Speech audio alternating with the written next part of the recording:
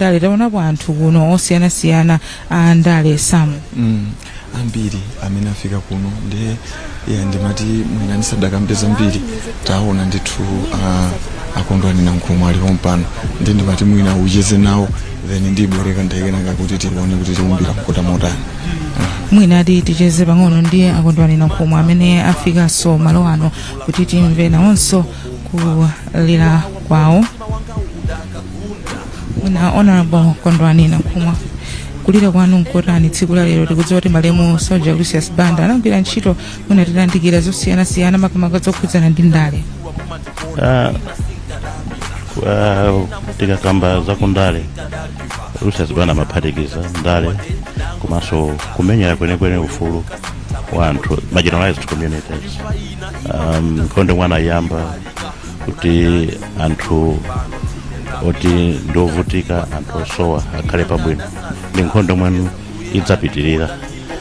Sakanayikwanitsa kuyimalira Lucius Banda moyo wake chifukwa timakhala padziko pano kanthawi kochepa. Chofunika njonena kuti mwina achinyamata omwe atsala panopa kaya ndi mundale kaya ndi munyimbo apitirize masomphenya mwana ali nawo Lucius Banda. Chifukwa zimu wake uzausa mumtendere ngati achinyamata atsiku la lero achinyamata omwe alipo panopa achipangenso study mawu zofuna za Lucius Banda kodi ankafuna chani, ankafuna kuti achite achieve chani. Zimene zija walephera kuzikwanitsa, zina anakwanitsa koma walephera kuzikwanitsa moyo wake anampatsa pasi pano. Pafunika anthu ena adzuke ndibwereze sindikamba kundale koka komanso anthu oyimba masomphenya amene achapite patsogolo. Mwina tingaphunzire chani kuchokera ku moyo wa malemu Soja Lucius Banda?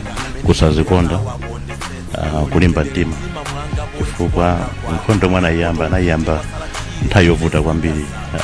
Makamaka makhani ya ndale, nyimbo zomwe amayimba pandale nthawi imene ija zinali nyimbo zija zonena kuti anthu samadabo kuti nyimbo imeneyi kuti akuwayimba nyimbo imeneyi akhala moyo mdziko muno kapena saphedwa. Kulimba mtima kumene kuti ndiko mwina tifuna kuti achinyamata ambiri akuphunzire kuti tizilimba mtima tikafuna kuchita chinthu chifukwa moyo wathu umakhala moyo oti uli m'manja mwa Mulungu. Ndiye munthu ena atafuna kuuchotsa sangauchotse komano pamene tikumenya nkhondo tikulimbika kuti ineyo ndapanga chiganizo kuti ndidzapanga izi timasomphenya ndipite nawo patsogolo pano ndi pamene dziko lomwena lingadzatukuke lingadzasintha.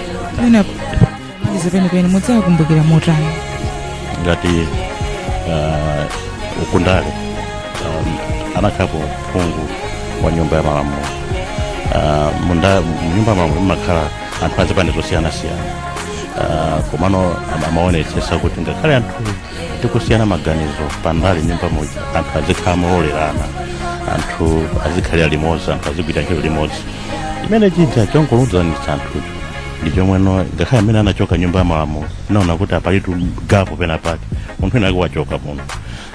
Kumbali ngati ya nyimbo mukudziwa ino kuti no anthu omweno ambiri aphuka panopa adzuka panopa anaphunzira kwa Lucius Banda komanso anali osazikonda, anali munthu wapita patsogolo kwambiri wakwera koma amatha kuyimba mwina makolabo amayimba ndi ana ang'ono mu nyimbo.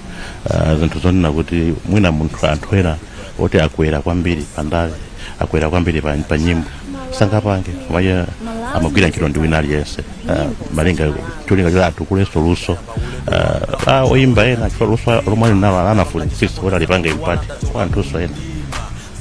Tathokoza kwambiri Kondwani na Nkhumwa pokhala nafe ndithu zikomo kwambiri kupitiriza ndithu